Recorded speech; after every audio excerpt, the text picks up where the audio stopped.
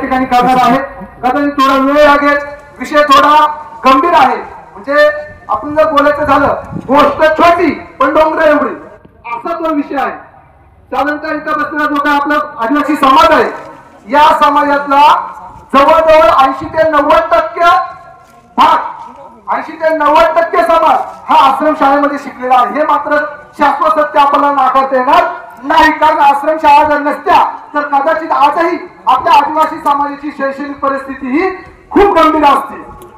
माझ्या मनात झाले काय की जे काही आश्रमशाळा आहे, या आश्रमशाळेमध्ये 1990च्या सालापासून जी काही आश्रमशाळेमध्ये शिक्षण व्यवस्था आहे, या शिक्षण व्यवस्थेमध्ये मनुष्यबळ कमी आहे.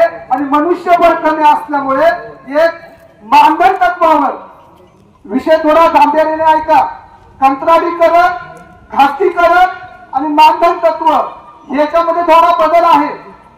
आश्रमशाळेमध्ये मानधन तत्वावर 1990 पासून मनुष्य शिक्षक नेमले जात होते.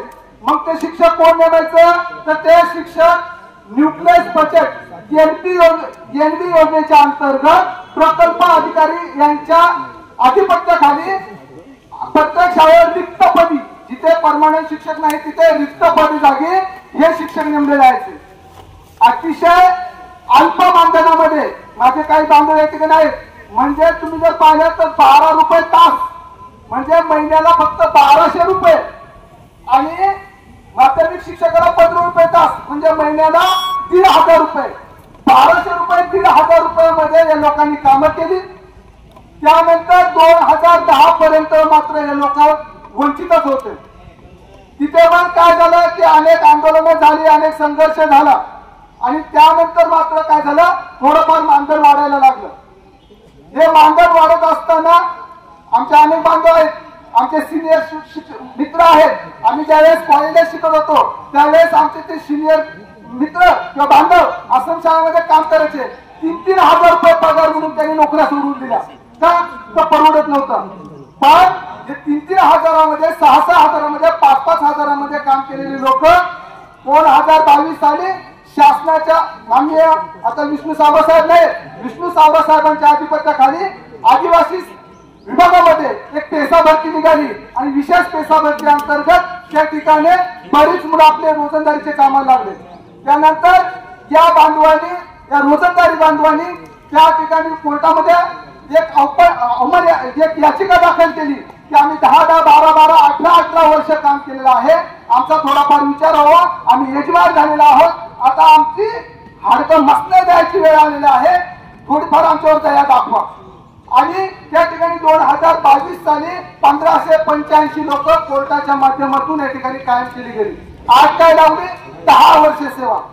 ज्यांची रोजंदारीवर 10 वर्ष सेवा झाले त्या लोकांना परमनंट केले गेलं. म्हणजे कोणत्याही डिपार्टमेंटमध्ये आपला जर माणूस परमनंट करायचा असेल, कर्मचारी परमनंट करायचा असेल तर जास्तीत जास्त 3 वर्षाचा कालावधी असतो. इथे 10-10 वर्ष, 15-15 वर्ष, 18-18 वर्ष काम केलेले लोक रिटायरमेंटला 5 वर्ष बाकी असताना त्यांना यश आलं. ठीक आहे, काही हरकत नाही. हे सगळं होत असताना या ठिकाणी मात्र काय झालं, 21 मे 2025 साली 21 मे 2025 मे महिन्यामध्ये एक GR आला. आणि त्या GR मध्ये असं म्हटलं गेलं की जे काही आश्रमशाळेमध्ये मानधनावर काम करणारे लोक आहेत, ते मानधनावर काम करणारे लोक आता प्रकल्प ऑफिस तर्फे नेमले जाणार नाहीत, आदिवासी विकास विभागातर्फे नेमले जाणार नाहीत, तर एक खासगी एजन्सी, 2 खासगी कंपन्या नेमल्या आणि त्या 2 खासगी कंपन्यांच्या माध्यमातून आता लोक भरली जाणार.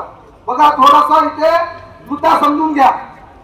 बरेच आमचे मार्गदर्शक आहेत, त्यांना हे विषय पटलेला आहे, तरी सुद्धा थोडासा गैरसमज आहे. काही लोकांना फक्त एवढंच माहिती आहे, आश्रमशाळेतली पोरं 4 महिने झाला घरी आहेत, मग 10 वर्ष काम करून तुम्ही करता काय. म्हणजे विषय काय आहे की कंपनीला कॉन्ट्रॅक्ट दिलं गेलं, मग कंपनीला कॉन्ट्रॅक्ट दिल्यानंतर काय होणार आहे, कंत्राटीकरण होणार आहे, खासगीकरण होणार आहे. आणि पहिल्या जे काही प्रकल्प अंतर्गत नेमणूक आहेत त्याच्यामध्ये मानधन आहे. म्हणजे काय होणार आहे, प्रकल्प अधिकारी साहेब असतील यांच्या अंतर्गत जे शिक्षक नेमले जातील, त्या शिक्षकांनी उद्या जर कोणताही गैरप्रकार केला तर त्याच्यावर वचा कुणाची आहे, मुख्याध्यापकांची आहे, त्याच्यावर वचा कुणाची आहे, प्रकल्प कार्यालयाची आहे.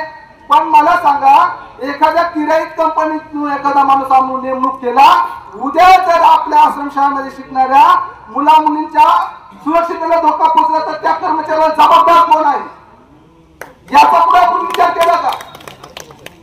उद्या समजा त्या कर्मचाऱ्याकडून कोणती एखादी चुकीची गोष्ट घडली तर याला जबाबदार कोण, याचा कुठेही विचार नाही.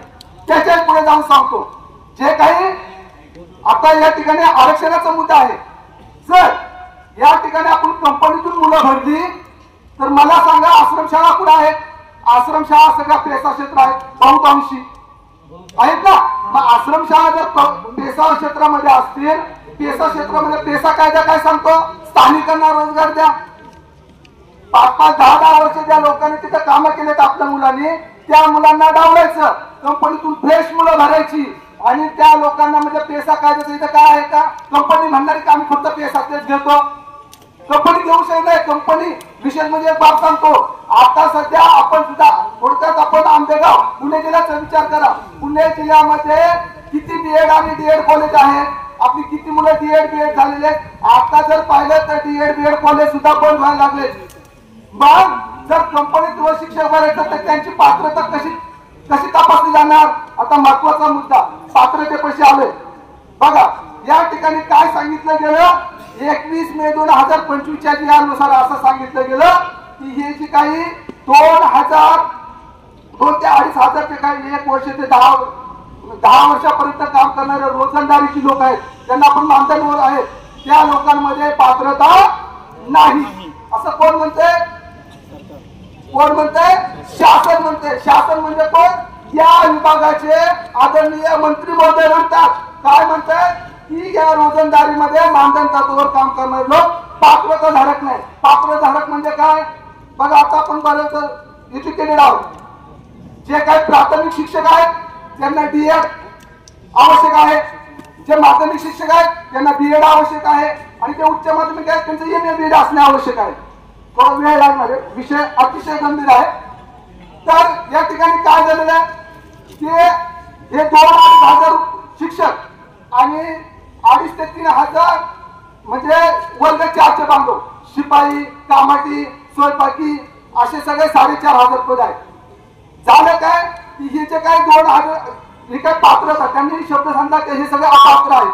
मला सांगा, जर माध्यमिक शिक्षकासाठी उच्च माध्यमिक शिक्षकासाठी टीएटीचे 8 नाहीचे तर ते शिक्षक अपात्र होतील कसं? अपात्र नाहीचे. राहिला विषय फक्त डीएड वाल्यांचा. जे काही डीएड प्राथमिक शिक्षक आहेत त्याच्यातले आंदोलन करणारे, आज आंदोलनाचा जवळजवळ आपला 110वा दिवस आहे. 110वा दिवस. एवढे दिवस आंदोलन पुढे असतं का? आंदोलन चालू आहे. तर जे काही प्राथमिक शिक्षक आहेत त्यांच्यामध्ये काही लोक टीएटी धारक आहेत. आता मी स्वतः टीएटी आहे, सीटीईटी आहे, डबल आहे. माझं मागच्या वर्षी पीएडीचा इंटरव्ह्यू झालेले आणि कोणती पात्र 10 वर्ष मी सेवा केलेली आहे, असे अनेक बांधले. मग अपात्र कसं? हा फक्त माझा एकाचा मुद्दा नाहीये, हा मायबाप जनतेने समजून घ्यायचा मुद्दा आहे. तर थोडक्यात एवढं सांगायचं की ही जी काही कॉन्ट्रॅक्ट भरती आहे, बाह्यस्रोत भरती आहे, हे आपलं आरक्षण संपवणार आहे. ही भरती जे काही खाजगी एजन्सी आहे या खाजगी एजन्सीमुळे आश्रमशाळेच्या गुणवत्तेचा प्रश्न निर्माण होणार आहे. आश्रमशाळेच्या पटसंख्या कमी होत आहे. मला सांगा, कंपनीतला माणूस पटसंख्या गोळा करायला येणार का? मला पाहते ज्यावेळेस सुट्ट्या असतात, सुट्टीच्या काळामध्ये पाहायला भिंगला लावून आश्रमशाळेचे मानधन सत्वर शिक्षक सुद्धा त्या ठिकाणी फिरतात. वर्ग 4 ची पदं मृत घोषित केलेली आहेत.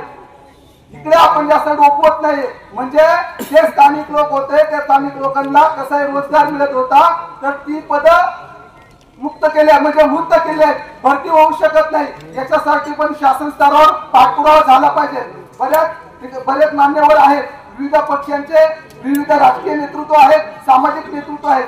आमचा साधारणतः जून महिन्यामध्ये हा मोर्चा सुरू झाला. मला वाटतं सोग्रस फाटा ते नाशिक जवळजवळ आम्ही 50 ते 45 किलोमीटर अंतर पायी आलो. 3 दिवस आम्ही चाललो. तिसऱ्या दिवशी माननीय मंत्री महोदय आले, आश्वासन दिलं. आपले लक्कीभाऊ जाधव होते त्यावेळेस. लक्कीभाऊ जाधवांच्या भाऊंच्या शब्दाने आम्ही आंदोलन थांबवलं.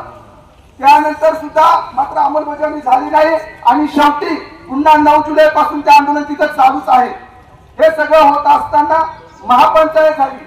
विषय दुर्दैवाची बाब, विषय माहीत असताना सुद्धा आपल्या जुन्नर मधून आंबेगाव मधून त्या ठिकाणी महापंचायतचा ठराव जास्त गेले नाही, काय अर्थ नाही, परंतु विषयाची गांभीर्यता सगळ्यांपर्यंत समजणं महत्वाचं होतं। त्यानंतर आता नुकतेच 10 दिवस झाले नाशिक मध्ये काही लोक बसून आहेत, काही लोक राजभवनाच्या दिशेने पायी पायी चाललेले आहेत, पण मीडिया मात्र कुठे दखल घेत नाही। विविध मंत्री महोदयांचं सहकार्य आहे, परंतु तोडगा मात्र काही निघत नाही। विषय हा खूप मोठा आहे, पण समजून घेतला तर मार्ग निघण्यासारखा आहे। या ठिकाणी हा जो काही आश्रमशाळेमध्ये होणारा बाह्यस्रोत भरती आहे, ही बाह्यस्रोत भरती थांबली पाहिजे। ज्या मुलांनी आपलं आयुष्य घालवलं आहे, आता 8-9 वर्ष झालेले आहेत, मुलं एजबार झाले आहेत, तर कोणत्या पदभरतीमध्ये बसू शकत नाही, असा सुद्धा थोडा विचार केला पाहिजे। एकंदरीत विषय मोठा असल्यामुळे मी या ठिकाणी आवर्त घेतो, मला बोलण्यासाठी आयोजकांनी ती संधी दिली त्याबद्दल त्यांचं आभार मानतो। या ठिकाणी थांबतो, धन्यवाद।